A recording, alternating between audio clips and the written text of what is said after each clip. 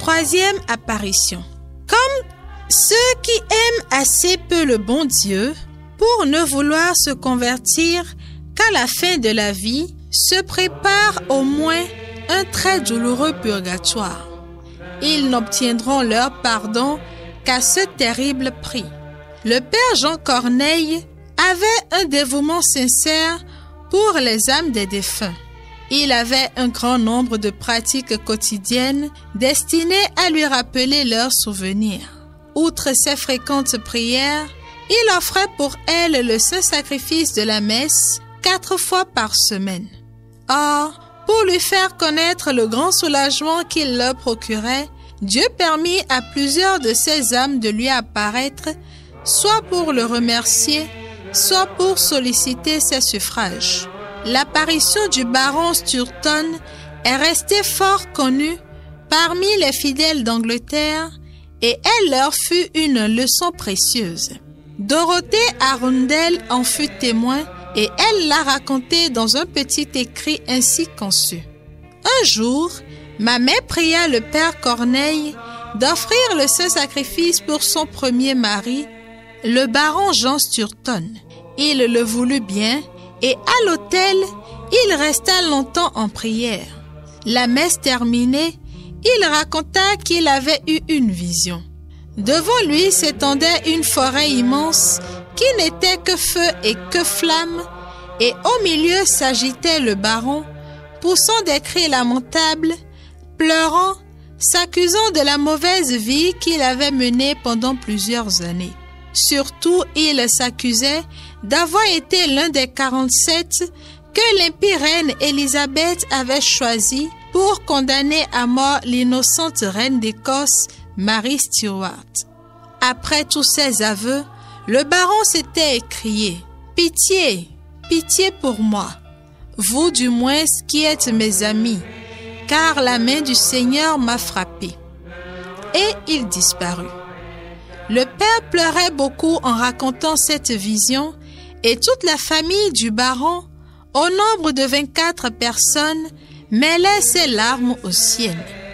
Le servant de messe, qui fut un de ceux que la reine Élisabeth fit mourir avec le père Corneille en haine de la foi catholique, ainsi que moi-même, aussi bien que tous ceux qui assistaient au divin sacrifice, nous aperçûmes au même instant où le père avait sa vision, comme un reflet de charbon ardent sur le mur auquel était adossé l'autel. Pour comprendre la raison de ces tourments, il est bon de se rappeler ce qu'a écrit le père Guillaume Weston, qui se trouvait à Londres à la mort du baron.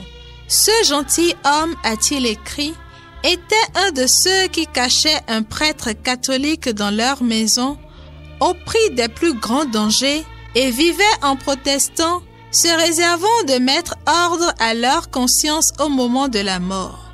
Mais, surpris par un accident, ils n'avaient pas eu le temps de se confesser. Cependant, Dieu, dans sa miséricorde et pour le récompenser d'avoir longtemps caché le prêtre, lui avait inspiré la contrition parfaite et l'avait ainsi sauvé de l'enfer, mais lui laissait un long et cruel purgatoire. Secourons les pauvres défunts et nous ne perdrons pas notre récompense. Quelle folie aussi que de remettre sa conversion à la mort. Ne soyons pas assez mal avisés pour exposer ainsi notre salut. Pour les âmes du purgatoire, notre Père qui es aux cieux, que ton nom soit sanctifié, que ton règne vienne, que ta volonté soit faite sur la terre comme au ciel. Donne-nous aujourd'hui notre pain de ce jour. Pardonne-nous nos offenses comme nous pardonnons aussi à ceux qui nous ont offensés, et ne nous laisse pas entrer en tentation, mais délivre-nous du mal. Car c'est à toi qu'appartiennent le règne, la puissance et la gloire, pour les siècles des siècles. Amen. Je vous salue Marie, pleine de grâce, le Seigneur est avec vous. Vous êtes bénie entre toutes les femmes, et Jésus, le fruit de vos entrailles, est béni.